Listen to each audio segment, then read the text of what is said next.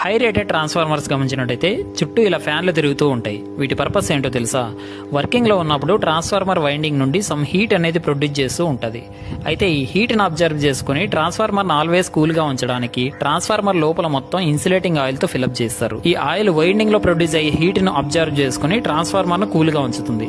ఈ మెథడ్ నే oil natural, air natural cooling అంటారు. చిన్న చిన్న ట్రాన్స్ఫార్మర్స్ కి అయితే ఈ మెథడ్ సరిపోతుంది, కానీ హై రేటెడ్ ట్రాన్స్ఫార్మర్స్ కి హీట్ ఎక్కువగా ప్రొడ్యూస్ అవుతుంది. దీనివల్ల చుట్టూ ఉన్న ఆయిల్ కూడా ఓవర్ హీట్ అవుతుంటది.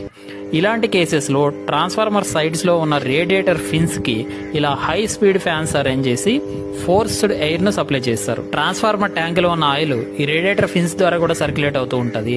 ఎప్పుడైతే ఫోర్స్డ్ ఎయిర్ ఈ రేడియేటర్ ఫిన్స్ ద్వారా సప్లై చేస్తామో అక్కడున్న ఆయిల్ కూల్ అవుతుంది. తద్వారా ట్రాన్స్ఫార్మర్ వైండింగ్ కూడా కూల్ అవుతుంది.